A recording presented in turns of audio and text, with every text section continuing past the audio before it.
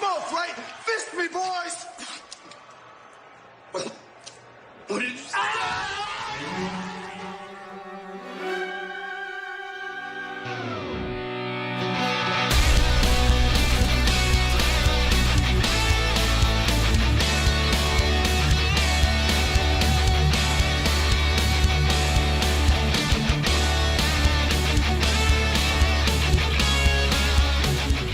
Ladies and gentlemen, welcome to another edition of the Rewriters Room. We are the men with the pen who rebook, redefine, rewrite popular storylines, popular characters, popular happenings within the WWE. It's good to be back. It's the boy Armand, journalist, editor, wrestling fan, Bianca Belair Hive, all black wrestlers Hive, really. I'm supporting everybody black, word to Wale. I'm here with my boys, the usual crew, Cece and Chan. How y'all doing? It's big little Cece here, all around nice guy. Just here to help the kids, you know. We got to do better, guys. You know, just love positivity every day. Try as much as you can. Just do all that. And wrestling, I guess, and hitting people really hard. Both of those things at the same time. Find a way, you know. It's all about balance. Word. Chan, what's up, bro? Speaking of, I am Channing, the fifth member of The Way, the diversity chair for the newly formed faction. Me and India are trying to bring, diversity to NXT. We're trying to really just set the brand back on course. Why not 2 more hours of Johnny Gargano and Ciampa? Let's do that again. So really just trying to, get the brand to what it's known for. And so we've been working on that recently. So I appreciate you guys for tapping in. Word. Yeah, no problem, man. No problem. You've been working hard, man. You after the Hurt Business rejected your internship, it's like you just kind of ran with all these other opportunities. You're really doing your thing. I really believed in retribution. I really did. I thought that was gonna work out. It Yuck. did. And it did. Yuck. So I'm on the way now. Yuck. But the rewriters are not alone this week. I'm actually the only person whose name does not start with a C here. We got my boy Caleb Catlin. Caleb is a talented music journalist, multimedia journalist, because he writes dope music articles. I've collaborated with him a couple times, and he's written some of my favorite wrestling writing this year. Very, very, very special to me. I look at him as a little brother, although he does inspire me as well. 20 years old, doing some things that I wasn't doing when I was 20. So we're very happy to have Caleb Catlin here. How you doing, bro? I'm doing great, but for starters, you believed in retribution? I'm a sucker for a faction. I've said it many times in this podcast. If you put 3 or 4, relatively similar looking people together, I watch.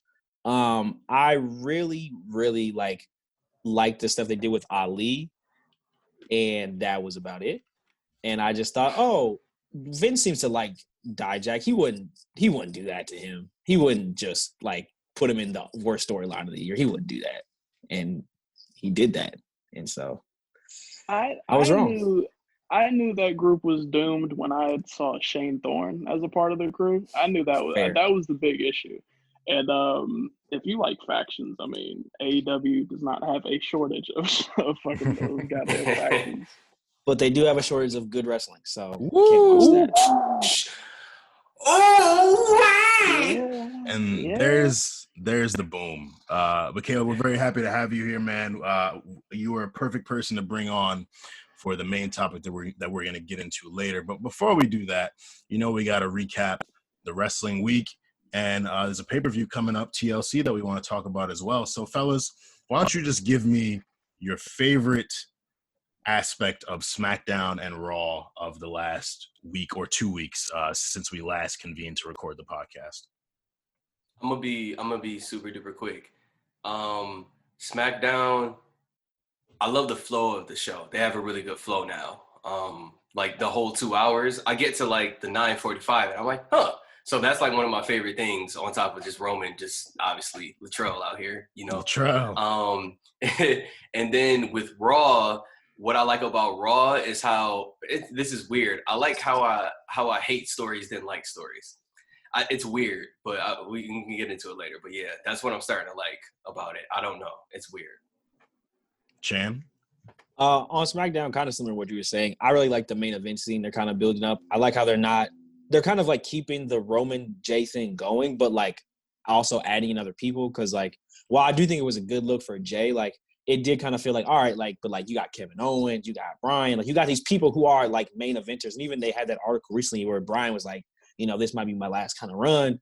And so I like how they're kind of really shaping up the main event scene to like, hopefully, pay off to some really good matches. Like it seems like, Roman doesn't really have bad matches at this point. So I assume they're going to be good matches, but I really like the main event scene. And then on the women's side, I know this is probably like controversial. We'll get to this later, but like, I really like the Shayna Nia stuff. I like hate Lana, but like the other three women, I really like all their shit. And so like, I just think the dynamic between Shayna and Nia is funny. And like, I'm a sucker for like the Nutty Professor and like really stupid, like back and forth comedy like that. And so like I just think it's really funny like having them be like, we hate each other but we're so dangerous, and like I shucks every time, and like they just give me every single time.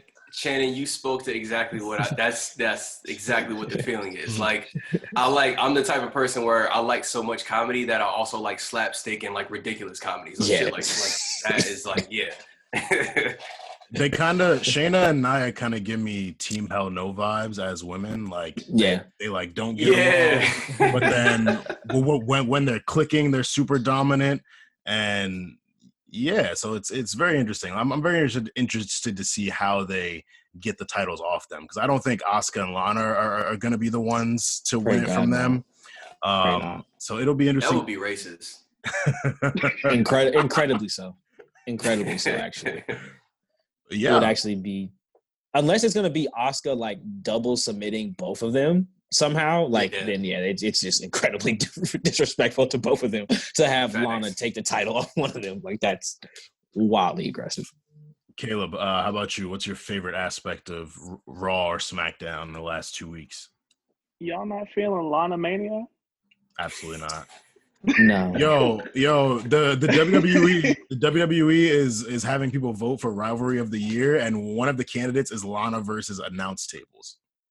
That's fucking hilarious.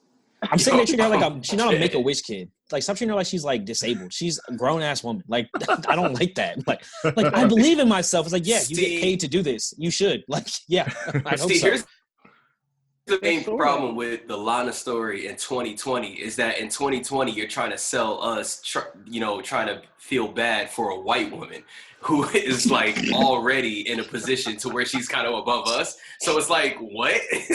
Why would we do that? I feel bad for Naomi. I feel bad for Naomi. I don't feel bad for Lana. I feel bad for Lana. So Caleb, we kind of cut you off, but what's your favorite?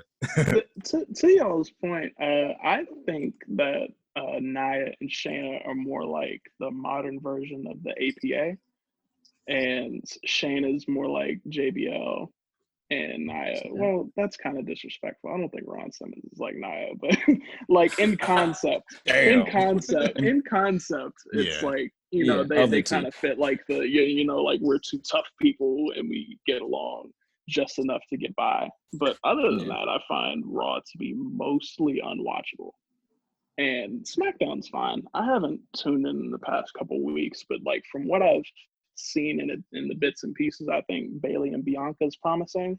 And always, hopefully they get over the Jey Uso thing soon, because it's kind of getting to the point where I'm over him getting his ass beat every week.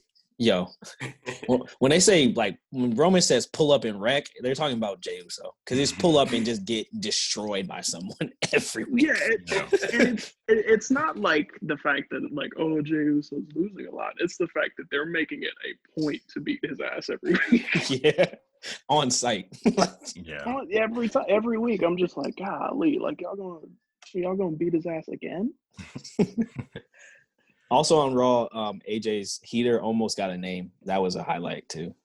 Because at first it was like, when AJ was like, "You speak English," I was like, I don't like where this is going. Yeah, that was wild.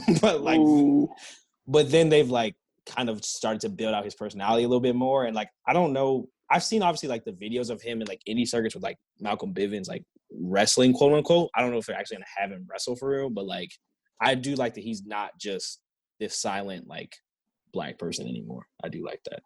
Yeah. Wasn't he the bodyguard for Raw Underground? Yep. We don't talk about that anymore, though. So that never Why happened. not? Because WWE decided was heat.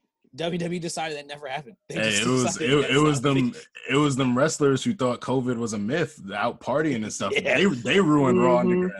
True. They ruined it. They had the women in the cut dancing, and then the loser fans started like, oh, they're objectifying women. Like, no, the women's just having fun. Yeah. Listen, I'm in Florida or whatever, and I can tell you, they're in Central Florida. Them niggas don't care, bro. Like, them niggas don't care.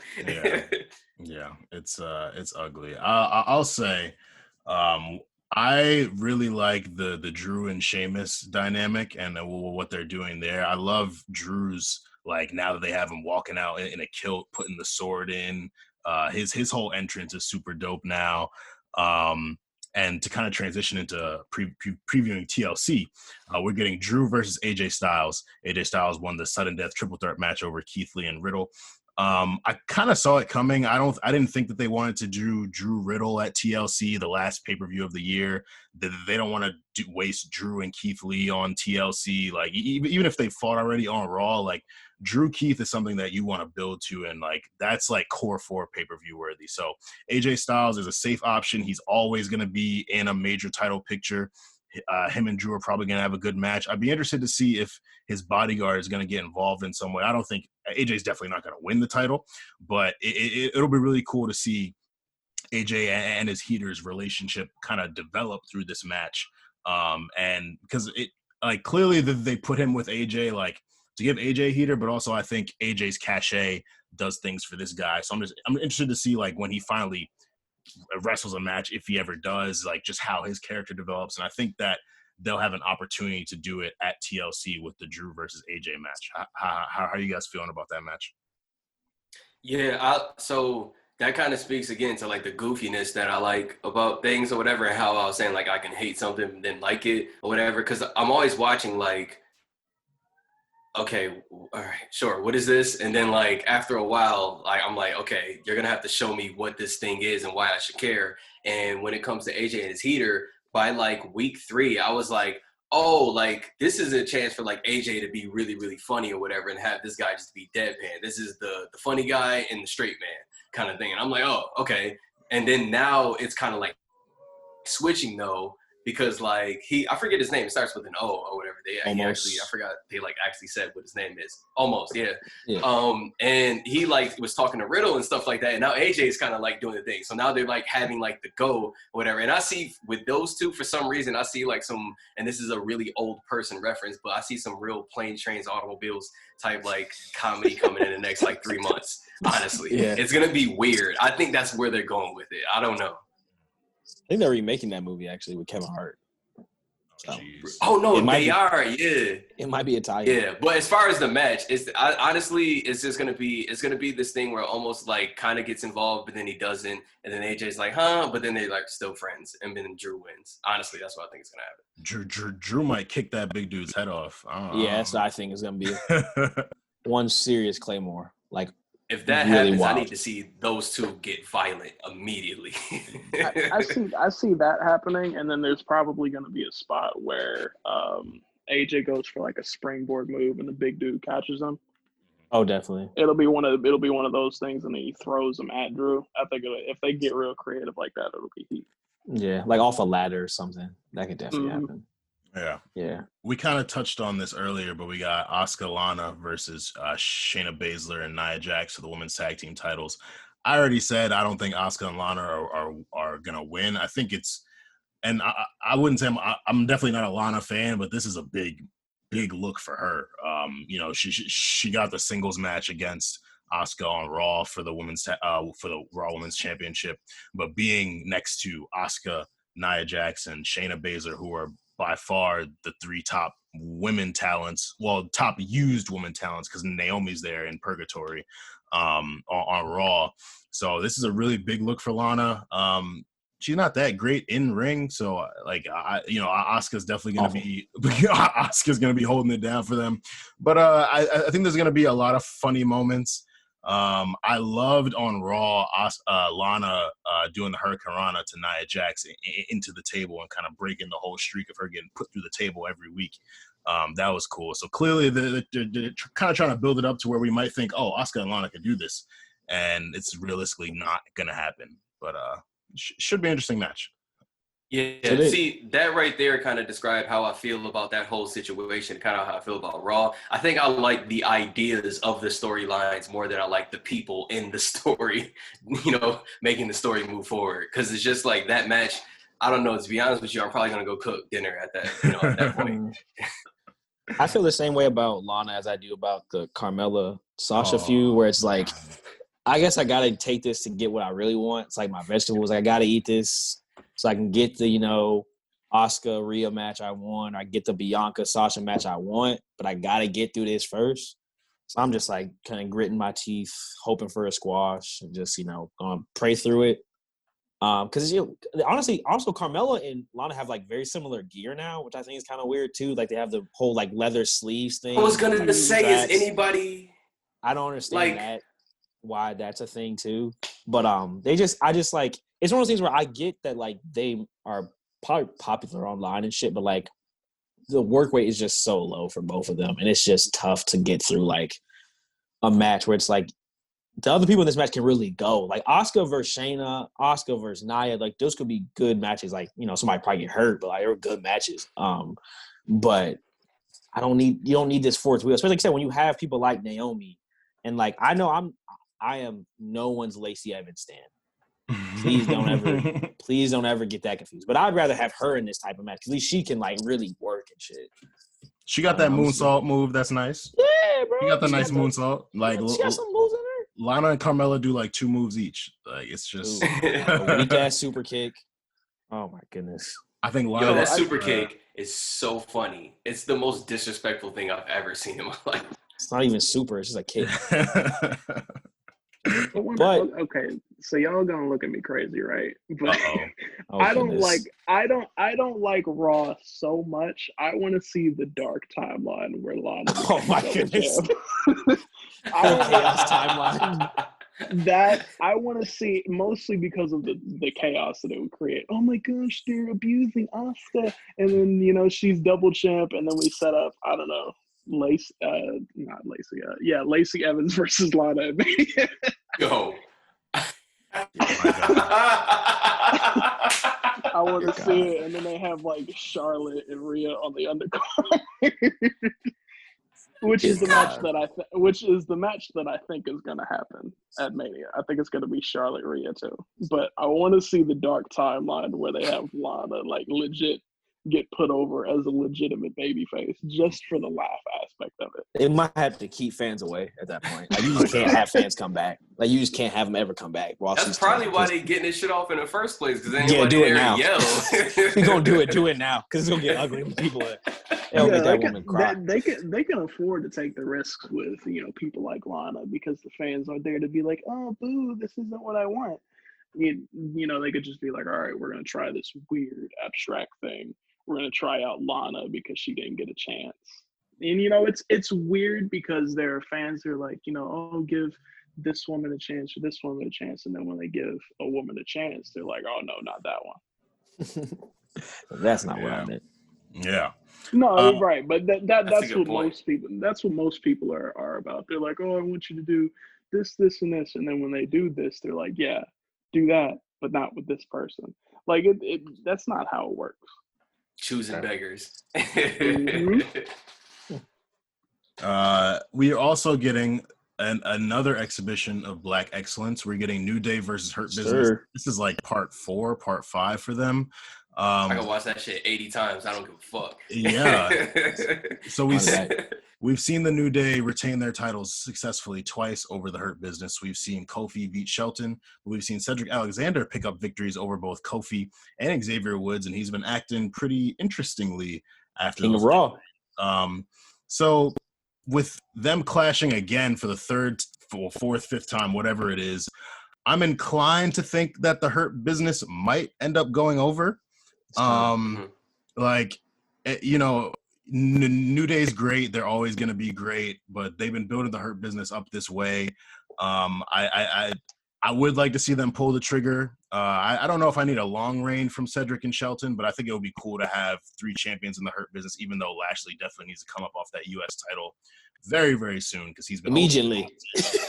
He's defended it like twice. Like it's just, it's time, and it's cool. He got it. He's able to add that to his resume. He held the U.S. title like in his first WWE run, anyways. But it's cool. But yeah, I think that the Hurt Business is going to end up going over. I think Cedric is dialed in right now. They're really pushing him in an interesting way, and I don't think that they want to do a breakup angle with the Hurt Business yet. Like I feel like that's like a 2021 after WrestleMania type thing. So I think that the Hurt Business could end up going over at TLC. What do y'all think?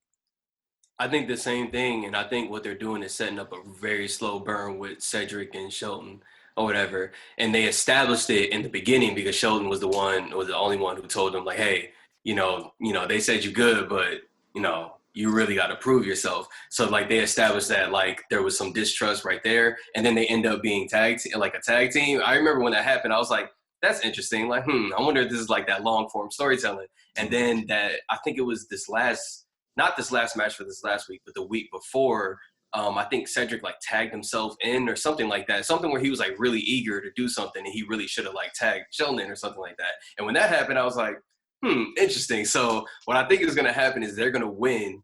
But when they win, like it's really just gonna amp up how like big-headed Cedric is, and over time, like Cedric is they're gonna do the angle where like Cedric just gets too big-headed and they kick him out, and that kind of like leads to everybody like breaking up, and that's post-Mania too. Like, but I like the slow burn.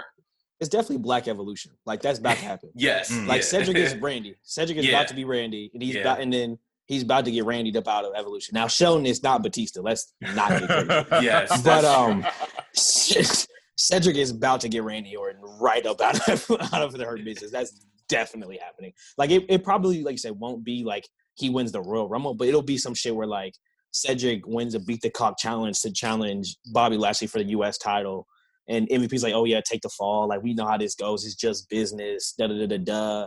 And then Cedric goes like a little too hard, loses but goes a little too hard, and then that starts to unravel. But he's definitely about to get like thumbs down, powerbomb off his shit.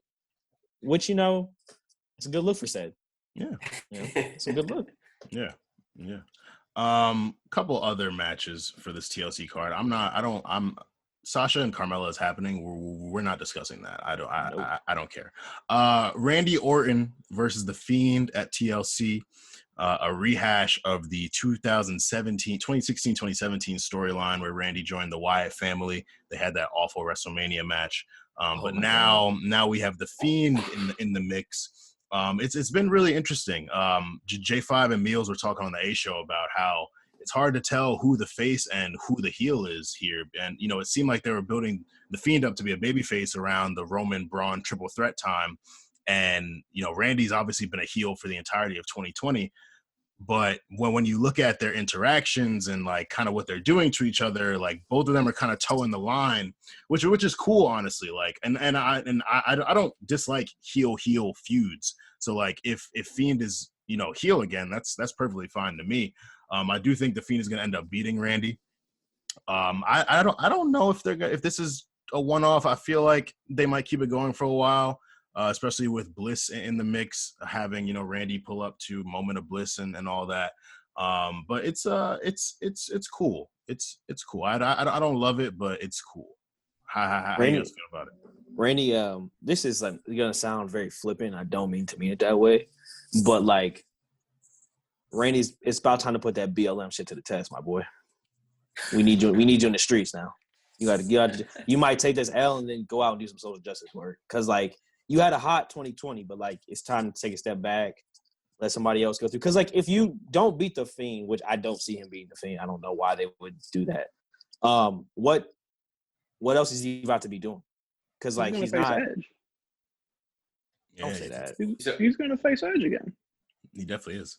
Oh my gosh. I'm certain of it. Edge is going to get involved in some way that's going to set up a interaction at the Rumble. and they set that up for Mania. One last blow off. They go separate brands. But is Edge gonna die? Like, can he make it to another match? I mean, he signed that multi-year deal. They've got to. So did trot Sting. that man So out. we're just doing that. So did Sting. And we're just having Sting is like 60. Edge is like 40. we're just having people do that now. And I'm almost positive they're gonna trot out Sting anytime possible. We're gonna get like Sting Darby Allin for like 3 Oh my months. god. Nasty. Now, if we want to get real dark, they put Sting on AEW Dark. Oh. Yo, It's so flagrantly disrespectful. And You know, he thought WWE disrespected him by having him lose to Seth and Triple H. You know, signing a multi-year deal with AEW just to be on AEW Dark. Yeah, bro. You and Orange Cassidy getting to it on YouTube, boy. Go back to TNA, bro. Like that's Yeah, bro, they don't love you here, dog. They don't love you here. we're gonna get them MJF matches. I'm almost certain of that one too. my God. But yeah, I just think Randy's got to take the fall. He'll probably just take a little bit off. I guess face Edge because Edge doesn't work every week, so he's not gonna be wrestling every week. So I guess that's what. Okay. So here's my piece on the Fiend in general.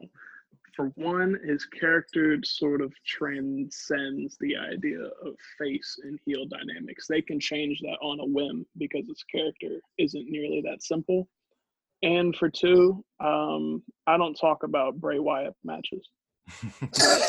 Because he always loses them. They suck They too. suck and he loses. Yeah, they are the way. It takes a generational talent to make Bray Wyatt look as good as he does. We're going to get into it with Daniel Bryan. Well, it's Roman Reigns, and then we've seen Cena do it. Yeah. He's a great storyteller because the Firefly Funhouse was an example of that. But he's Husky Harris in the ring. Hate to see it. Hate to see Wyndham Rotunda. Oh my God. Oh man. Home wrecker. Hate to see. Hey, he's winning off the mat though. Yes, sir. I'll give him that though. He might not be able to work, but that man is working off the mat. And our last match for TLC that we're going to preview: Roman Latrell Reigns versus Kevin. I don't know what I'm gonna call Kevin Owens because like he kind of needs like a cool nickname too, like Dontrell or like Kevin Deshaun Owens or something. Because Kevin be talking, Deshaun he be working, he be wrestling, and J5 and Mills talked about on the A show too. Like Roman and Kevin have really great chemistry in the ring. Roman's been talking his ass off, like in the matches and outside the matches, and like I love what they're doing with Kevin Owens. And like actually making him like a major player on SmackDown because he's kind of been floundering for a little while. I do think Roman's going to end up taking it. It's a table, ladders, and chairs match. So like this leaves a lot of opportunity for different things to happen. We got because Kevin and Daniel Bryan were like getting friendly, talking about a tag team. Daniel Bryan has his stuff with Jey Uso. Like some people think they're going to do Bryan versus Sami Zayn or Big E versus Sami Zayn, but like there's so much that can happen. Jey Uso is definitely going to get involved in the match, probably try to help Roman. Perhaps Jey could end up screwing Roman. I know J5 tweeted that he would like to see KO win the title off Roman. I don't know if they're going to have Roman lose the title so soon before Mania when Goldberg went on the bump this week saying like, hey, coming. Roman, you ran away from me, like, and you took the spear from me, but you can't spear like me. So, like, we're next. Like, they could run that back. There's always, The Rock. So, I don't think Roman's going to lose the title, but I think KO presents a much more formidable competition for him than a Jey Uso, than like we knew Roman was going to beat Braun when they faced off on SmackDown. Like, we just knew that. But KO is like, KO could actually do it. He's beaten Roman before, so. I think it'll be a good match. How y'all feeling about it? I think this is going to be one of those matches where it's just this is the feeling I get. We need to make Kevin Owens look good right now. So like this match is really going to make Kevin Owens look good, even though he's going to lose. Like it's just going to be one of those ones. Like I think I just want to see what happens. I just want to watch the match because I genuinely have I can't call what's going to happen, and I know Kevin Owens is kind of like a sick bastard. So like with the TLC thing, like that aspect, I'm like, oh, I have no idea what's going to happen here. Yeah. One of Kevin Owens' like sneaky underrated strengths is that he's a great faller. Like when Kevin Owens falls off tall things, like his like body like goes like really limp. He falls very slowly and dramatically. And so he's definitely gonna fall. Like I feel like Roman Reigns gonna Superman punch him off a ladder or some shit. He's gonna fall through like 4 tables. Like I feel like there's definitely be some wild spot where he just like sacrifices his body for Vince McMahon, and like people are gonna lose their fucking shit. Yeah. So here's what I think about Kevin Owens. I think he's generally a product of whatever's going on around him. He's never going to be the guy that's like always in the main event picture. He's like the Swiss Army knife in that sort of way. You can Literally put him in the tag division, which I think they're going to do once Daniel has his feud with Roman. I think they're going to do them two in the tag division for a little bit. But the thing is with Kevin, I don't think he'll ever be the guy that people are going to want him to be. He's probably going to be someone more like this. It's a little bit too high of an example, but like Kurt Angle, where he was never like Stone Cold or The Rock, but he was like always a player, and you can insert him in whatever you need him to perform. Like, that's a great parallel. Kind of a Christian, like, or maybe higher. Yeah, a little bit higher than Christian, because Christian spent so much time of his career floundering, and then he went to TNA at one point. But like Christian, when he was feuding with Randy, I don't think that's too far off of a comparison. Yeah, that's a really good parallel. Kevin Owens, Kurt Angle. Wow, I never thought about that. Unpopular opinion: I think Kevin should drop the stunner. I don't think it looks good at all. Yeah, like, I don't. It don't look. Maybe the stunner never looked cool, and I'm just thinking of like 12-year-old me brain. But like, it just doesn't look right when he does it. It only looks good on the one person. Like when other people do the stunner, it looks so much choppier. Where it looks stiff. With Stone Cold, it works because it's like a very defiant, like, you know, revolting type of move. So it works in his sort of like badass mentality, where with Kevin Owens, it's like he's trying for it, but that's never gonna really be him. He's like, you know, his pop-up powerbomb is where he specializes. Yeah, that shit. I love that move, the pop-up powerbomb, and like I remember so fire. I think he did this to like Mark Henry once too. I was like, yo, yeah, he can get him up there. Okay, Kev, like get him up there. Yeah, he's a big strong boy. I think the stunner was a cool way to kind of evolve him a bit.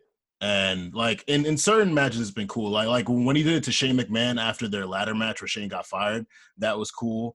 When he was doing it to Seth Rollins during their feud, that was cool. But I feel like his stunner's like too quick. Like with Steve Austin's was a moment. Steve, you know, would hit you with the middle finger, kick you. Kev just kind of rushes through it a little bit. Like it's not as poetic. Yeah, and that's the thing. Like, that's the thing that people don't pay attention to about Stone Cold, and why, like, he's considered a great by other wrestlers, even though the fans consider him great for their own reasons, is because he knew, like, little stuff like that. And he talks about it. He was just like, you know, I'm not the guy doing, like, all these different things, but the things that I'm doing them for a reason. And then, like, I have them down for a reason. Like, when he does his stunner, it's super duper smooth or whatever. Like, it flows beautifully, but at the same time, he looks like this angry, drunk, white ball dude just, like, grabbing you. So, like, he's able to marry those two things at the same time, and no one else can do it. Yeah. No one else can do it. His moves coincide with his character. Same thing with, like, a Shawn Michaels. Like, his moves are a lot more flashy, and that makes sense because he's a very flashy character. He's, you know, quote unquote, a sexy boy. So it makes sense why, you know, he does a super kick and he does all the big pageantry that goes along with his moveset. Right. Yeah. So, as I said to open the show, we got our guest Caleb here. He's a super talented wrestling writer. As I said, he's written some of my favorite wrestling content this year. We're going to specifically get into 3 articles he's written and some cool conversations surrounding those. The first one being top 10 matches this year. I wanted to go around the circle and everyone name one of their favorite matches from this year. So 2020 has been a good year for wrestling. So I'm interested in hearing y'all selections for this. Let me go last. Okay. I can say, like, you know, my favorite from the list, if you haven't read. My favorite is the Royal Rumble this year. I was there live, and that match means a lot to me personally because that was the same day that Kobe died. So I went there like with down spirits. I walked into the building and like the energy was like off. and then it took a little bit for the crowd to get up to it. The women's rumble sort of got there, but it wasn't like it was something off in the building where everyone was kind of down a little bit. And then when the men's rumble came, it was totally different. Like people were emphatic about, you know, Brock being eliminated, and everybody was like booing and whatnot. I thought it was the coolest thing ever. It was a unique approach to a pretty straightforward match. And then when Edge came back, like that was the one moment where I didn't have to sit with the grief of Kobe passing. And, you know, that was, you know, it was the one time where I felt comfortable being like nerdy and geeky in front of a room full of people that I didn't know. There was people next to me that I didn't know, and we were all like dapping each other up. We were talking and whatnot. It was the one time where I didn't feel ashamed to be like within the wrestling community, because it generally has so many people that are like just gross. Yeah. And, you know, people who have people who like I walked in there and I was kind of anticipating someone next to me that didn't smell good. Fair. You know, that's how it goes. Yeah. That's how But it goes. you know, it was a line of people. We all it was a row of people, and we all had different viewpoints on wrestling, but it didn't really affect how we watched the product. We all looked at it for different things. Mm-hmm. And I think, you know, that was the one time that I found a match to be like important for me, rather than it just being like a great match. Mm-hmm. Yeah. I think for myself, just thinking, I'm looking at some matches now. It's hard to pick just one, but it's a lot of them. Like off the top of my head, of these Io Shirai matches, I think Io Shirai is everything. Like I think she's like she's probably like the best wrestler in the world right now. Yeah, she's just like so incredibly talented. The first one that comes to mind is the one in your house, the her and Charlotte and Rhea match. And Rhea. But then like the one she just had, that War Games, like that human trash can spot was like, legend. I was like, I know Jeff Hardy somewhere. Like, damn, why not think of that, dog? Damn it, damn it! Like he pissed somewhere now, thinking he should have thought of that first. Like she's just like fully commits to everything. Kind of like you were saying in your article. Like you could tell her charisma, even when she's like not speaking English. Like, you can just feel it. Mm-hmm. Like easily, in my opinion, top 5 entrants in the company. Like that beat goes so hard when it comes in, and like the black with like the strobe light. It's just like her presentation with her character, with her gear, with her finisher, with her moveset is all so good. And then you put it with some. Oh, you go. Sorry. It can transition well to the main roster, which I think is really beneficial for her. I think the problem with Kairi Sane is that, and with people that come out of NXT in general, that their characters can be a little bit niche to the surroundings that they're in. So you can have somebody like, I don't know, this guy stinks to me, even in NXT, but like Ty Dillinger. He was like, you know, oh my gosh, we love Ty Dillinger. Really, people like to chant this dumb 10 thing, but like it was a niche audience, so people were like into it. They would be into like Blue Pants or something too. Yeah. So the whole Robert Roode thing, the whole glorious Robert thing. Like, Roode. people like the entrance, people don't like Bobby Roode. Right, and those things don't transition well to people that aren't like within that niche community. Mm-hmm. Where with Io Shirai, she's like Asuka, where, you know, with a slight tweak of her character, which Io Shirai has already done, you know, she becomes someone that can exist in any scenario that you need her to be in. Yeah. Nah, she's fire. CC, what you got?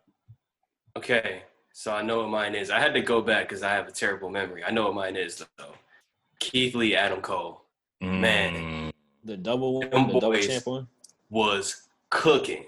And then, like, I also remember, like, I don't know. I just remember the whole time watching, I was just like, it's weird because I remember when I was a kid, I didn't feel like when I was seeing like Edge come up, I felt like when he finally got to that next level, like I didn't even like see it really happening. I was just like there. But in that moment, what I was watching, I was like, yo, I'm watching two people who like 20 years from now, we're going to be like, so those were some of like the best, you know, blah, blah, blah. Like they just entertain so well in the ring. I don't know what it is. Keith Lee has this thing where he can just walk around, be who he is, and then just like slow, like he'll say one or two phrases very clearly though, like where you can hear them, and then just get back to beating that nigga ass. And then just Adam, he's cool. Just the way he's, honestly, he just reminds me of HBK in a lot of ways, and that is probably why I'm biased towards him. But yeah, that was my favorite match.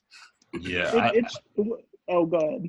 I was gonna say I was actually gonna say that match too, but my favorite part of that match was Keith Lee's commentary. Like, y'all remember Johnny Gargano? Like, because he destroyed Johnny the week before, or like 2 weeks before. I think the triple threat was 2 weeks before, maybe. And then he was like, I must break him, and then like he goes up to the rope and hits the moonsault on Cole, and then like at the end, when he's like lifting him up, like. And then he does what's his finisher called? Big Bang Catastrophe. Big Bang Catastrophe. It was just like the build up, how much Cole sold for him. Like Cole gave him so much. And Adam Cole's really cool. Like I really like Adam Cole as well. He's just a generally cool presence, charismatic, great in the ring, and like to give Keith Lee that rub was incredible. But Keith made it for me with the way he talked mid match. I must break him. Come on, bro. Come on, bro. What's cool about Adam Cole to me is that he sort of transcends the fact that he's like a super small dude. Like compared to everybody else, he's like super miniature. But the way that he carries himself and the way that, just the way that he carries himself, the way that he talks, he sort of transcends the idea that he's just another small dude. Yeah. He also doesn't have like a small dude moveset. Like obviously like the Panama Sunrise, you have to be like really athletic to do, but like he doesn't really do a lot of high spots. He's really just like selling for most of the match and then like hitting finishers. Yeah. My one problem with him is actually like depending on the match, his selling can be downright atrocious. Like the Gargano matches, and particularly the Ciampa matches. There were so many like Gargano matches. That's why at the end he was like, all right, bro, like how many times I gotta kick out his fucking Gargano escape? Like what the fuck? Especially like in those matches that require you to go a long time, he doesn't really like spend time with the moves. So like with Ciampa, they can do the stupid thing off the cage, and like if he kicks out, everybody will be shocked, but then it'll just be like, all right, come on, like seriously, you're dead. Yeah. My match, this might be a sleeper. Daniel Bryan versus Drew Gulak from Elimination Chamber. That was a good match. Very, very technically sound. That's like one of those technical classics. Like you see those names next to each other, and you're gonna see some pure, beautiful, poetic wrestling. And like again, Bryan was selling his ass off for Drew, and Drew was whooping him. Like Bryan looked like he was genuinely struggling, and he had to find his way out. And he ended up making Drew tap out, if I remember correctly.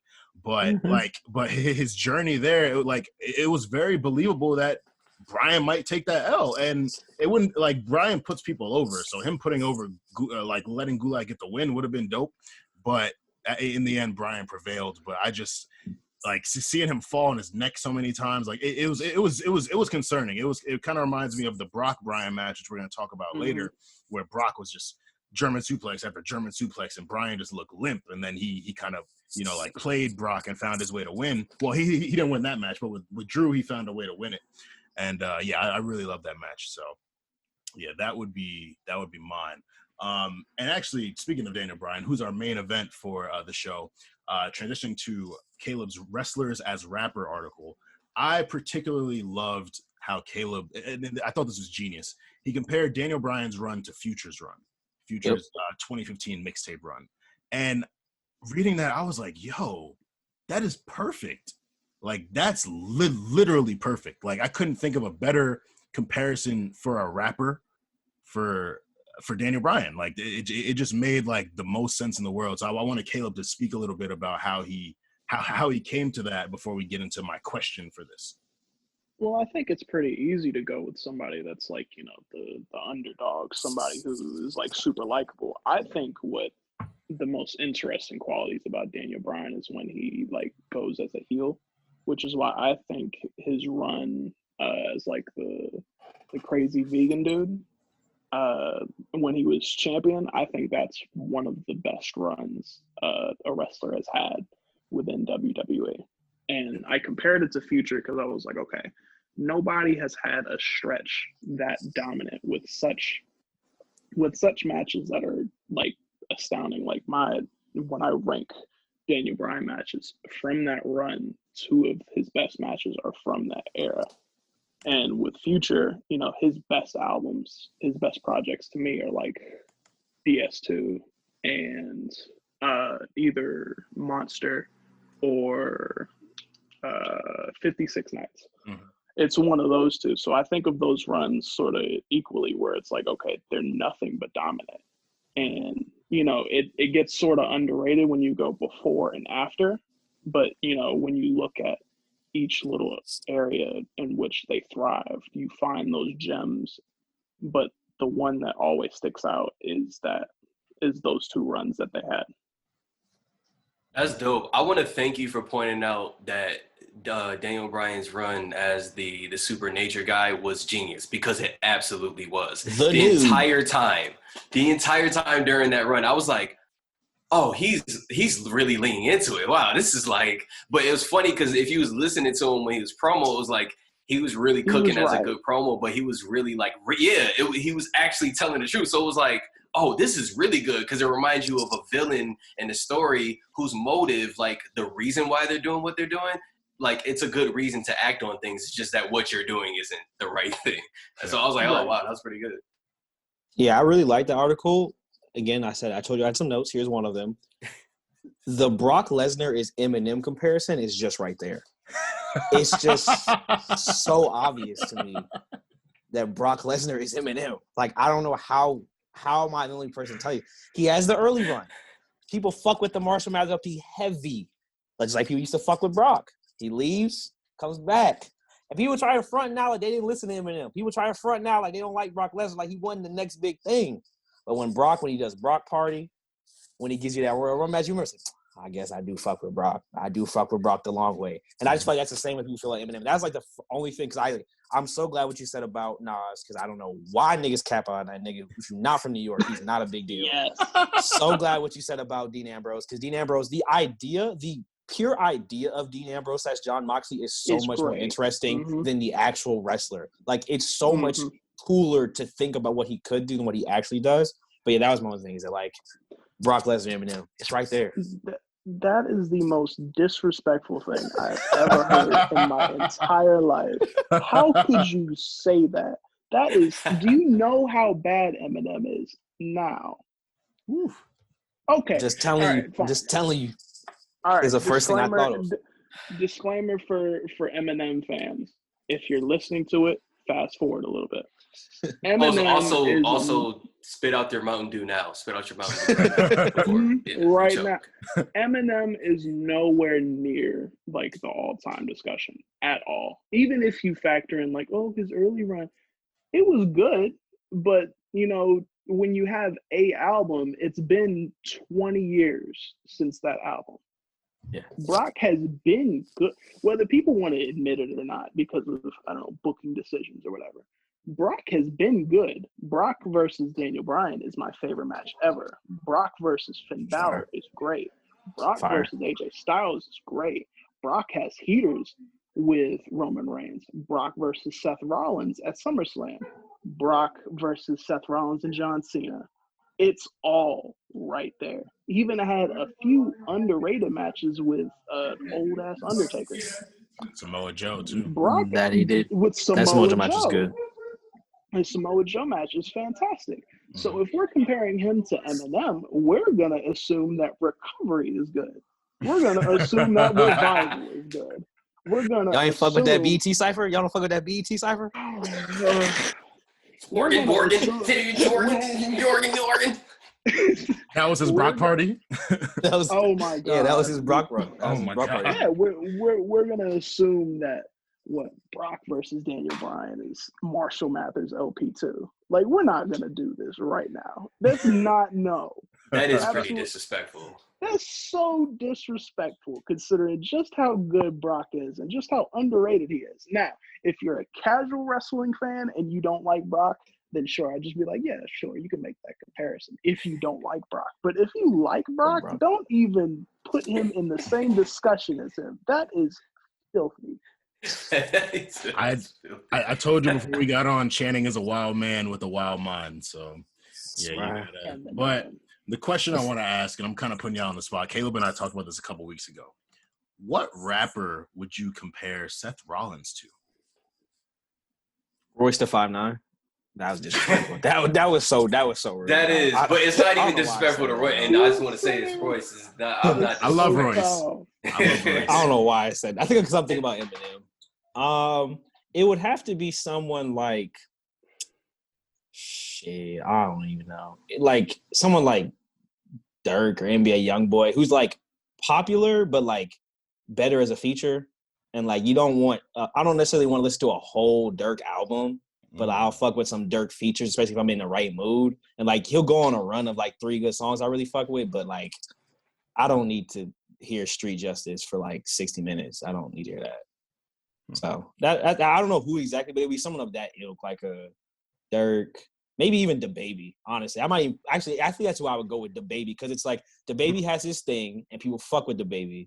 And Seth has his things, but when you get too much of DaBaby, you kind of get sick of it. Just like people kind of got sick of Seth as champ. So that's who I would go with, DaBaby. Because you can never say he's bad, but like, yeah, that's what I would go with. So I'm going to go the opposite way. I fuck with Seth super duper heavy. Like, I fuck with Seth's, like, matches really super duper heavy. For some reason, I don't know why, but I can, like, it's something that I can listen to all the time, kind of like who the person that I'm going to compare him to, which is Lil Baby.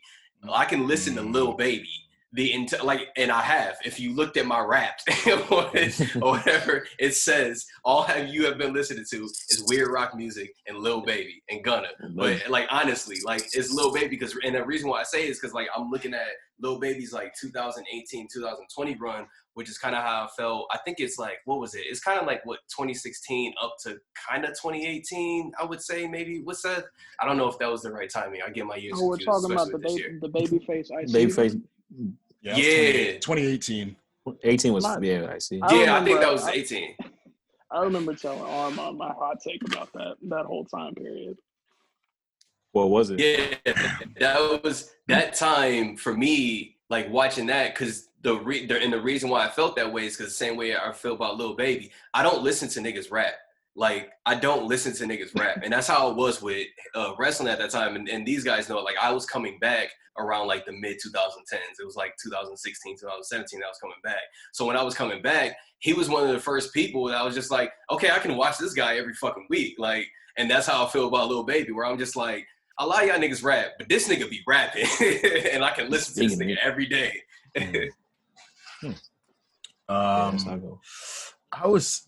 So with me, I don't know. Some people consider this guy a rapper. So some people consider him an R&B artist. But to me, I look at Seth as someone who, in the ring, he enhances a lot of people. He makes a lot of people look better. And I think of Ty Dolla $ign, who that's a really good one, actually. You put Ty on anything, and he's making the song super heat. And they definitely beat the whole Seth, Ray, Dominic thing into our heads and into our eyes and screens. But Seth was making Dominic look really good. Seth and Murphy versus Ray and Dominic was really good. The cage match they had was really good. Seth versus Ray, the eye for an eye match was also very good. Seth KO, good. And like KO doesn't need that rub. Ray doesn't need that rub. But Seth still does Ty Dolla $ign goes to good songs and makes them great. Yes. Ray at this stage in his career, he's not the guy we watched in the early 2000s, but he's still solid in the ring. But Seth made him look better. Dominic is figuring out his way. You put Seth there. It's like putting Ty Dolla $ign on a song with fucking Blast or like some new artist. Like it's just he just does a good job of making it bigger, making it more of a moment. So I just want to say, Armand, that's the best fucking comparison you just killed mine. I'm gonna take my one, and I'm gonna plug for, even though I hate that label, I'm gonna plug for them or whatever and say if you're not doing anything right now, as soon as this podcast ends, you go on your music app and you listen to "Lift Me Up" by Ty Dolla $ign. Oh yeah, and you go to heaven real quick. You feel what God is like. Oh baby, real quick, because Ty Dolla $ign is the GOAT. Yeah, that's hard. That nigga cannot be stopped. Yeah, I like that one. That was a good one. Thank you. Caleb, I remember you and I talked about possibly comparing Seth Rollins to J. Cole. I've thought about it a little more. I don't really like that comparison no more. But I do want you to give the guys your hot take on his babyface IC runs, since we're here and you brought it up. Y'all gonna kill me, but I don't think that run was very good. Like Like quality wise, or it wasn't interesting? I don't think it was very. I don't buy Seth Rollins as a babyface. I don't buy it. Oh, So it's his voice. It's not even. It's still like I don't. He's not very likable, like as a character. Nope. So this only worked when he was with Brock, and it only worked then. And then when they kept trying to go further with the Fiend, I was like, oh, back to that not working again. And then I think back on that IC run, he faced like a long stretch with Dolph Ziggler. Didn't care for it. Like 3 months. Doesn't every IC run have that though? Isn't that an essential part of any IC run? You gotta face Dolph. You gotta face Dolph 6 times. You gotta get your Dolph runs in. If you're gonna be IC champ, you gotta get them in. I didn't like the Dolph run. I thought the Finn match was good. I just don't remember very well. And I think the Miz match was good from the vague, I vaguely remember it. But then after the Dolph one, he ended up going to Bobby Lashley, I think. Dean. He went to Dean, and Dean won it from him. That rivalry was egregious. Horrible. Let's not That rivalry was egregious. Yeah. And that's why I compared Dean Ambrose to Big Sean. Yeah, because he's extremely mid. There's no good Dean Ambrose solo match, but I can ignore Big Sean when he's on like Mercy. I can ignore him on Mercy. Same thing with the Shield matches. I'm coming for Seth and Roman. I'm not coming for Dean Ambrose. He doesn't do anything of note in those matches. He lost his sauce when he stopped combing his hair for real. That's when he lost all his juice. When he stopped combing his hair, slicking it back, Dean lost all his sauce. I don't know what the fuck. Who got into his ear? It was like, hey, bro, let that shit go. But he lost all his jig when he did that. Right now he's got like the Homer Simpson joint going on. Really? He's balding. Yeah, he's like super widow's peak balding and like needs to let it go. He's getting ready for fatherhood. Getting ready for Impact. Tuesdays. My God. In the interest of getting to our main discussion, we're going to skip over the Shayna Baszler article right into what we're really here to discuss. I said it earlier. The main event is the indie darling, the Yes Movement. A lot of people's GOAT, talking about Daniel Bryan.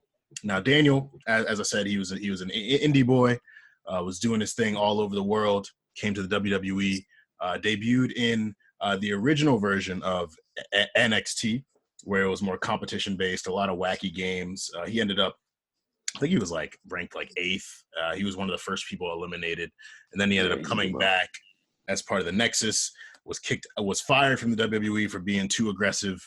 And then John Cena brought him back in that 7-on-7 versus the Nexus. And then from there, Daniel went on his solo run. And, a lot of things happened. He's had an incredible career. What I want to start with, and this has to do with another article Caleb wrote, and the way I look at WWE now, like, I call John Cena the GOAT, but I also call The Undertaker my GOAT, and a lot of people call Stone Cold a GOAT or Shawn Michaels. So I think there's multiple GOATs. There's a Mount Rushmore, but it's hard to limit it to just 4, and everyone's going to have their own personal selections anyways. Daniel Bryan, though, does he belong in that wrestling GOAT conversation to you all? Do you want me to go? Or go for it. You go. Okay, so my argument, I think that no one does every single aspect of the wrestling business better than Daniel Bryan.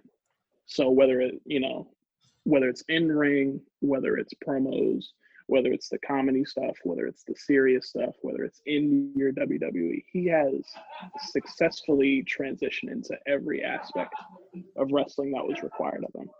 So when I go back to ROH, like he would have been one of the best just off of his indie run. But the fact that he improved in WWE says a lot about just how great he was. The way that I view my greatest of all time ranking, my 4 is probably Daniel Bryan, Ric Flair, Eddie Guerrero, and Kurt Angle. And that's because they mastered every single aspect of wrestling. You know, there wasn't a single hole in their game. They could do anything that was required of them, and they have the classics to back it up. I'll say as a disclaimer, like part of my thing with Daniel Bryan is like, his main run. The same way I feel about CM Punk. His main run, I was not watching wrestling. I think I was in college. Same. Or I just for whatever reason was not watching wrestling. So I've missed that whole the whole WrestleMania 30 shit. I didn't see it until like way after the fact. Yeah. And so here's the thing. That was a rough era, but he was one of the only good moments. Yeah, that's what I hear. Is that he was great, but it's just he was one of the only. Like there was time like the women's wrestling hadn't taken off. The tag team scene wasn't valued. Gross. The mid card, you know, there was a whole bunch of wrestlers that nobody cared about that got pushed. Like there was a Curtis Axel IC title run, and that's because they didn't have enough people to work with. But Daniel Bryan was consistently that guy to put over those main event situations. Yeah, and so I think that's part of my not hang up with him, but why I don't have the certain reverence that a lot of people have, because I miss that. But to your earlier point too, I'm like never been a big underdog guy at any really story unless it's like a sports movie or something. And so I like heel Daniel Bryan much better than yes movie Daniel Bryan. I think the heel Daniel Bryan is really, really good character, and like you said, like he doesn't do anything bad. Like there's nothing where I can be like, oh, that was some mid Danny. Like even like I said, Team Hell No. Even he had Rowan here looking like a Portland god, just bearded out, and people were just like, "Yeah, I'm with it. I'll do it. I'm down." Like I was sold on Rowan as soon as he showed up next to Daniel. I was like, "Okay, I'm interested in Rowan now." And he did that. Shannon. Oh, sorry. Go ahead. They had a heat match. Daniel, Rowan, Roman, and I want to say Brody Lee, Luke Harper. Yeah. They had a crazy match at one of the pay-per-views. So I was like, oh, they can heat matches out of Eric Rowan. And that, as a result of Daniel Bryan being so good, they gave Eric Rowan his own character with the stupid snake thing. Oh my God. I forgot about the cage thing. My God. That's how good Daniel Bryan is. He gets other people to get their own thing, and they can sink or swim with or without. And they can sink or swim. I love that you said that because two things. One, back to Channing's point about loving Daniel Bryan as a heel. That's what makes me like him even more right now, because I feel like Daniel Bryan, in this point in his career, he transcends being a superstar on the WWE roster or whatever. He's just like, it's like Daniel Bryan is his own entity. And speaking back to the comedy, Caleb, I think you mentioned, I think it was like 2 or 3 weeks ago, the COVID joke where he pushed, where he pushed mid and he was like, social distancing. I was just like, genius. Like, what? Like, this is how you do it. Cause he was quiet the entire time. So you're just wondering what he's thinking. Finally, he pushes him. You think, oh, this is the thing where the wrestler pushes the other guy. So they're mad. Oh, they're going to get mad. Go have a match. And he just says, social distancing. Like, come on, man. The guy is just killer. And then to the point of like him being able to put people over. What I love about him is that he doesn't put people over. He puts people over the right way because he really puts them over. Like what I loved about Kofi winning was that when he won, I didn't feel like Daniel gave it to him.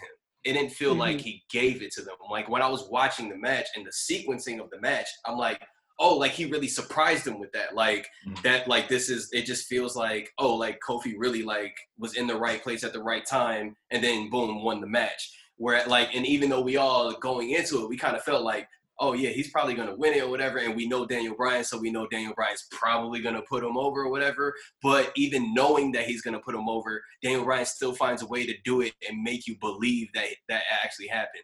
That is like, it speaks to your point about mastering everything in wrestling. Yeah, this guy is like, it's next level, man. It's next level. And it's extremely smart when you consider, we'll get to, his injury stuff when we get to the rewriting, but post-injury, that accounted for, just how smart he was, because before he was a lot more reckless. He used a lot more of his body. That's what made his match versus Morishima and ROH so good, because like even with the messed up eye or whatever, he threw his body at it and you felt the match. Now that his neck is all screwed up and he has to take that into account, he uses that fact and uses that context to his advantage, and it makes his matches more interesting. So when a spot happens, when Brock, throws him around for 5 minutes, it's like you're actually concerned about him. Yeah. And that's like genius stuff. And like, so him not putting his body on the line, it values smarter wrestling and smarter storytelling. Yeah. 100%. Yeah. I do have one question before we get too deep into it. Maybe this is like a dumb thing because I wasn't watching. What's with the furry boots? Why was that a thing? I've always wondered that. I think it had I think it had to do with like his stick. They were calling him like the goat or something, like because his diving headbutt was called the flying goat. Like there was this whole goat thing surrounding him with like the beard and his long hair and all that. So I think it was just part of the goat. I always wondered that because I thought he was like the American dragon. I'm like, this isn't very dragony. This is it's quite furry. Yeah. I they're looking fuzzy. I kind of chopped it up to the way that Keith Lee is wearing like his little tank top or whatever. Like I assumed that someone in the back. I kind of assumed it was like, all right, he's kind of working it just because that's what he has to do. Yeah. Cool. So to get into the rewriting, as we know, Daniel's first world title run, he won with the Money in the Bank briefcase. So this was a pretty underwhelming run for me. I didn't really like it. I was glad they had Sheamus beat him in like 8 seconds. Bro kicked him to God. But then we get into the good stuff. The Yes movement starts to pick up. He has some great matches with Randy Orton and Sheamus, and John Cena picks him to face at SummerSlam 2013. Bryan ends up going over Cena, only to get cashed in on by Randy Orton. And then this builds us up to SummerSlam 30. And Daniel's popularity was just undeniable at that point. So Daniel beats Triple H to get into the triple threat match between Randy Orton and Batista. Then he makes Batista tap out, and he wins the WWE title. And this was his moment. This was where the Yes movement culminated. I believe they were calling it Yeslemania, which is kind of corny. I don't really like it. But we're there, and then he doesn't hold the title too long because he has an injury. He has to give it up. But we're here to kind of see, what would we do had that injury not occurred? How long would Bryan's run have been? Who would it have made sense to drop the title to? And what feuds would we have liked to see? So let's start with our guest. Pretending Bryan's injury never happens. Where does he go next? After Kane. Yeah, it was Kane at Extreme Rules he defended against. And then, because Kane joins the Authority, puts the mask back on, and it's Kane. So here's the big disclaimer that I had to think about it with in reference to his injury. I thought originally that even if his injury doesn't happen and he has to retire, I eventually think that injury would eventually catch up to him just because of the style that he wrestled. So I'm just thinking under the guise that his injury history isn't even a factor. Mm-hmm. And I think his run, I think the crowd is behind him enough, and I think he's a smart enough wrestler for a lengthier title run to be warranted. But I do think that we eventually get that match versus Roman at Fastlane at some point in the future, because he's clearly the guy, whether the fans wanted to see it or not. But I think Daniel Bryan is such a strong character that he can make Roman a lot more palatable than he was, because I think Roman didn't work for so long just as a result of Daniel Bryan being hurt, and they wanted to see the arc naturally conclude. If that arc naturally concludes and he's presented in a palatable manner, I think Roman goes over a lot easier. And I think that's who you eventually drop it to, whether it's let's see, it was post-Mania. So I think maybe SummerSlam or like a Survivor Series, because I don't think they were doing champion versus champion yet. So somewhere, one of those bigger pay-per-views, because you want to make Roman the big guy. Yeah, big four for sure. But yeah. So you don't want to give it to him on, like, I don't know, Payback. Nah. But that's my thought. I think if his injuries aren't even a factor and they don't catch up with him at all, I think that he does get a lengthier title run, because I think the thing is with wrestling, people get hurt, so their investment and their trust in you to hold on to that title is hindered a little bit. It's the problem that Finn Balor had. The fact that he got hurt, he was probably going to hold the title for a while, but the fact that he got hurt, it made it to the point where it was like, all right, I don't know if we can trust him to hold the title without him getting hurt. There's usually that period of time where they're like, all right, we have our guys that are reliable, that don't get hurt, that can carry the company with us. And then there's the guys that we know are good, but we have to make sure that they can stay healthy to be in that upper echelon. That's the issue that Finn Balor had, and that's the issue that Daniel Bryan had when he came back after his injury. He went into the IC run because they were like, all right, I don't know if he's going to be like healthy to be in the top discussion yet. So let's throw on a title that holds a little bit lesser stakes. Yeah.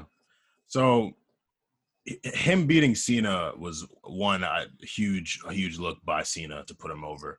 And I thought that was a really, really great match. That's one of my favorite matches of the decade. And I've always wondered what a longer John Cena, Daniel Bryan feud would have looked like. I remember when we talked about Cena in episode 3 and him turning heel, I thought that would have been a good moment for Cena to turn heel had Randy not cashed in. Like Cena's like, Cena chooses to give Bryan the match because he respects him, and then he loses, and he's kind of like, oh, I picked him because I respected him, but I didn't think he could beat me, and now he beat me, so like my ego is messed up. Like, nah, like we got to run this back, and so we go from like SummerSlam to maybe even like Survivor Series. Well, that's kind of long.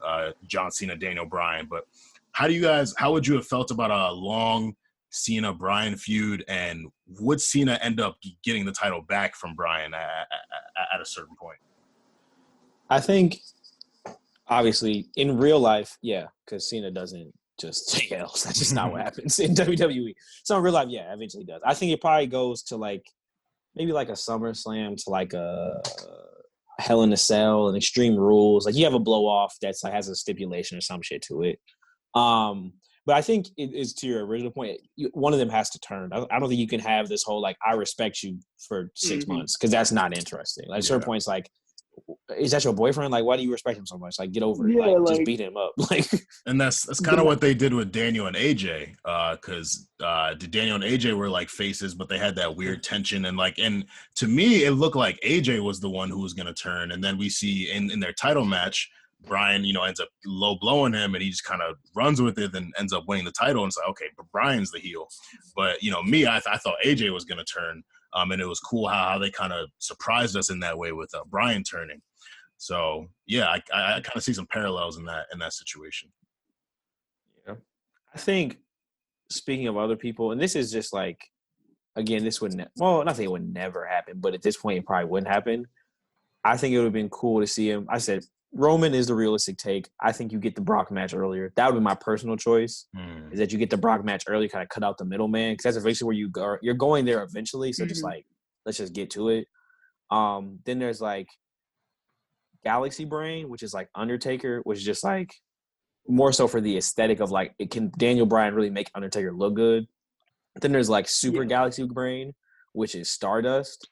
And that's just so we don't get AEW. That's the only reason for that. Is that if he drops a Cody, maybe we don't have to deal with, that whole thing. This has been imagine giving the Stardust character a title to begin with. That is disgusting. Yeah. He does One thing I think about during that I would like to see John Cena and Daniel Bryan go longer, and I would like to see Cena be the heel. I would have liked to have seen that. Another thing is when you guys are talking about him and Roman, I think because of Daniel Bryan, we get Roman being able to, I don't know, the time was different, so maybe not, whatever, but we get more of Roman's personality like we see it now. or whatever. Mm-hmm. I think before, like people in the back knew about Roman's personality, and that's a big reason why the big dog thing became a thing, because like that's how they saw him. But I know for him, like looking at him now, he had to be thinking like, bro, I'm more than that. Like, and like Right. he had to be thinking it, and I can't imagine how long he was thinking it or whatever. So I think about back then, and I'm like, what if Daniel Bryan could have gave a little bit of what we're seeing? Like he could have been the reason why we saw what we're seeing now, or a little bit of it sooner. Like I think about that possibility.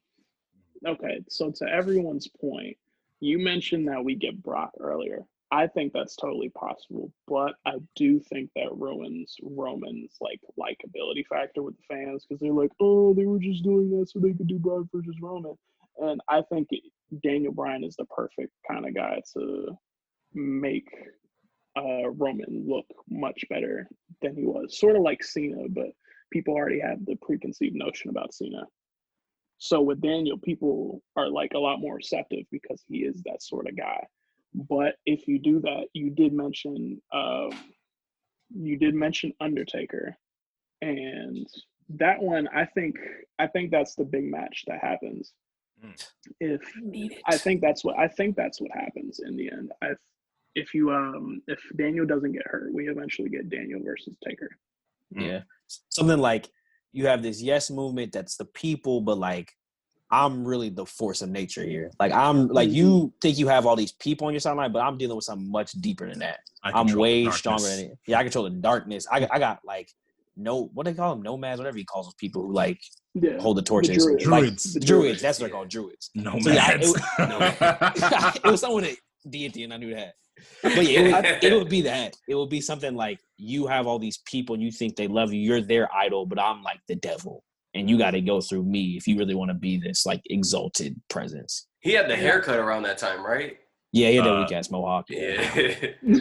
So I think with that match, it also represents something bigger. Taker is like the WWE guy. It's the end all WWE guys. Mm-hmm. So you have like the guy who came in and wasn't like the homegrown WWE guy, and then you have the guy that is probably like the embodiment of WWE itself, the pageantry, all the theatrics. Like Undertaker is the WWE guy, and then you have a guy that's coming in and acting like he runs the place. That could be Taker's angle there. What does Taker do with the two belts though? It's a lot of metal for him to just like. for the title. Oh no, I don't think that happens for the title. Yeah, but I wouldn't want Undertaker in a title match at that point. No. Definitely what I thought. That's Gross. definitely what I was talking about. No. I thought just as like a pure match concept, which I think is eventually what that leads to. I think Daniel drops the realistically, belt to someone. I think Daniel drops the belt to probably Roman, and then that leads to Bryan versus Taker, and then that delays the Bray Wyatt match, which thank God. When was the last Taker title match? Like 2010? Like I feel like he has had time. Like I feel like that is. Now I think about it. Like for his. Did he ever face Brock for it, or was those non-title matches? No, it was just title matches. I think his last title match Punk was like it Batista? 2009. I think he was feuding with Kane in 2010. Kane beat him like 3 pay-per-views in a row, and then that was when he started working like once a year at Manias. That started the 2 Shawn matches, and then the 2 Triple H matches. Right. Yeah, and then he was, I'll see you once a year. And then 2015, he came out like 3 times for Brock. But yeah, it's been quite some time since we've seen an Undertaker title match. Thank God. Thank God. Like Bray, he kind of exceeds the need for a title.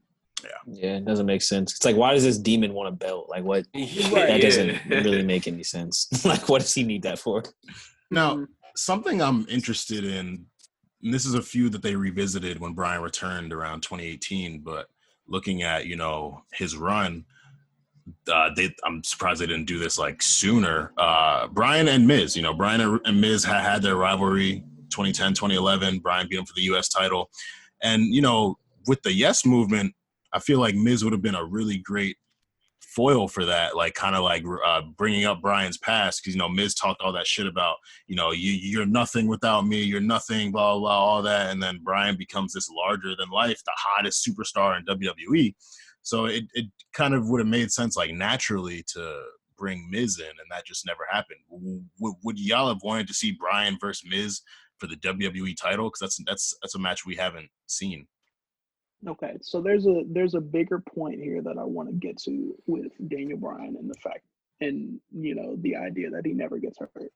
It ruins a lot of the context of the more interesting matches and the more interesting feuds that he has. So if it's Bryan versus Miz, the idea of that match is a lot more interesting if you center it around the IC title, because that's what Miz got so upset about. He was like, "Oh, he doesn't respect me as a workhorse in the IC division when he's always there. He's always hurt, and Daniel Bryan isn't there." If you do it for the WWE title match, the story isn't nearly as nuanced as a result. So it's like, oh, it's the protege and the mentor sort of thing all over again. And we've seen that. But with the IC thing that eventually happens and Daniel not wrestling, that brings a lot more interesting story beats to it. Same thing with the Brock story. I don't think that match is nearly as good. I think it gets a lot wilder, and I think the in-ring is probably a lot more interesting. But as far as the story and the selling and everything, I think that Daniel Bryan versus Brock and Daniel Bryan versus The Miz, those stories aren't nearly as compelling as a result, because you have the context of Daniel being hurt. Yeah. There's also a 20% chance that Brock Lesnar kills him, because Yes. he just sends him to God with a German suplex. Which again, which is why I had to think about it. I was like, okay, booking him without the injury kind of delays the inevitable anyway. So yeah. I only approach this from the fact, okay, I have to totally take out the fact that he could even be injured in that way to begin with, because otherwise I think he gets hurt anyway, because the way that he wrestled kept teasing at the fact that his neck would hurt or his head would hurt. Yeah. And like you said, the context of even not even but the history he has with people over time has just made the matches better. Where it's if he now say obviously he faced Randy back then, but say he runs it back with Randy now, that match means so much more because of the injuries, because of the storyline, because of where they're at.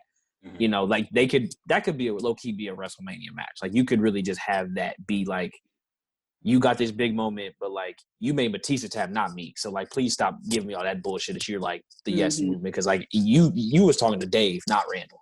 So please slow down. Mm-hmm. And then he got hurt again, and he never really got back at it. So it's all right, you never really got me. You never really gave me a fair one. Yep. You got hurt. You got hurt before I was able to give you the fair one. Yeah. And he's and he also they haven't really tapped into this too, but they could do the thing where it's you got hurt and you're on Total Bellas. You're not even really that guy anymore. You're not this workhorse. You a reality TV still. I'm the one that's here every week. I'm the one getting titles. You got all these other interests and stuff. And I feel that you could even sew that into it too. That context, like you said, Daniel Bryan is his own thing now, just outside of WWE. And you could really play into that now with all these kind of new storylines. I'm shocked no one has tried it yet. Probably a fans thing. Yeah, you were building up Drew, you were doing with that. It's just, and also I feel he's probably one of the more didn't he just have a baby? So he's probably scarier about COVID than other guys. Yeah. It's something when fans come back, I could definitely see it being in a superstar shakeup or a draft. One of them gets put on the same show and they bump into each other in the hallway. It's oh, hey, fancy seeing you here type shit. Yeah. I just had a wild thought. Imagine Bryan wins it at WrestleMania 30, holds it for a year. When we get to WrestleMania 31, he's either facing Roman or Brock, and Seth still pulls up and cashes in, and then we get a Bryan Seth feud. I remember I said a couple episodes ago how I would love to see Rollins and Bryan in a singles match, because that's something we've never seen, and just both of them are incredible in the ring. So a Rollins cash in when Rollins is with the Authority gets their revenge on Bryan a year later. Blonde streak. And then we get Bryan Rollins for a couple months from WrestleMania, and then a blow off at SummerSlam maybe. That'd be fire. What I think is cool about that potential matchup is that Seth for the longest, after he got hurt, his matches were considerably hurt by them. His Awful, his athleticism wasn't the same. And, it's a night and day difference between blonde Trick Rollins and the current Rollins. He has to work a lot more different, wherewith you have an all-out Daniel Bryan and you have an all-out Seth Rollins. It's totally different. It's so funny because there was definitely a stretch when he first came back from the injury where it was like the last 4 minutes of all his matches were exactly the same. Like it was like Falcon Arrow into Sling Blade into Buckle Bomb into it was like every single time, and it wasn't just like a finisher. It was like this long like setup for all his. It was so deliberate. It wasn't as fast as it used to be, and it was just very clear. Okay, and kind of to your point of that's what kind of hindered his IC title run is that like it was still like the tail end of that phase where he was still like not really trusting that knee. And it was like, okay, here we go. He's setting up. So I know what the next 3 minutes and 30 seconds is going to be. And I know where we're going. Yeah. And I think that, seeing him full bore, like just reckless Seth, reckless Bryan would be like fire. Yeah. Yeah. So that's my match we never got, but I would love to see. Who's someone y'all would have liked to see Bryan either defend the title against or just generally face off with? Finn Balor. He was in NXT at the time. But I think a Finn, I don't really know what the angle is, but I just think like a Finn Bryan storyline would have been tough because they both like just really, especially like young. I mean, Finn does that now. Like how like you talked about in your article, he can be kind of disinterested sometimes now. Where it's like, all right, Finn, like tap in, bro. Like we need you. But like so like seeing him hungry going up against Daniel Bryan, like I think that would have been crazy. That match would have been off the chain. CC, who would you want to see Bryan face off against? Also Test. Because you gotta mention Test every episode. We can't go an episode without Test. This is because I honestly, it's because of the timeline that he was in. It's just that time, like, and I'm getting him back late or whatever. Like I've seen him with a lot of the people I wanted to see him with, like when he was able to. But here's a thought, and I don't know if this actually have he and Chris Jericho crossed paths yet? Yeah, I was about to ask that. I looked it up on Wikipedia. It was like when he first came back. They didn't have a few, but they had a match where he had to get into, I think, to the Elimination Chamber or something, and he beat Jericho. It was something like that. Gotcha. I wanted something with Jericho Larry that flabby and sick phase, where he is. I mean, come on, like guys. It's time. Larry Holmes, flabby and sick right now. Like, but yeah, pre Larry Holmes, flabby and sick. Like, get a fresher Chris Jericho and a fresher Daniel Bryan with some time. Like give them both time to do promos on the mic for weeks and maybe a couple months. I want to see that just because of the dialogue. I feel like the transcript alone is be hilarious. Yeah. Another one. This isn't, and like I do mean this seriously. Like, you couldn't have done it in 2014, but where they eventually got to with the modern-day Maharaja, Jinder Mahal, I would have liked to see that man work with Daniel Bryan. Because Jinder, like, people really, like, try and disrespect my man Jinder, but, like, he was really a heel. Like, people really hated Jinder Mahal. Not the best worker. I'll give you that. That's fine. But he, like, really stirred something up in people. Might have been some xenophobia, but he stirred something up. Yeah, I was about to say racism. And I think if you get that like heel of like, oh my God, I hate this person. Someone please beat him. And then you get the whole babyface Daniel Bryan movement. I think you have like a nice backlash main event. That's interesting. A nice fast lane main event. Nothing crazy, but just a little something for the girls, something they can dance to. Something for the summer. I think that'd be a nice little 2-month feud, 2-monther, 1-monther. The only matches that I can think of were the ones that were already mentioned. The Finn Balor one would be great. Chris Jericho in a full feud would be great. We mentioned Taker. I think that story had a lot to potentially tap into, and I think babyface Sami Zayn versus heel Bryan would be great. Ooh, that would fully cement the believability in Sami Zayn as like a legit babyface that he didn't have when he came up.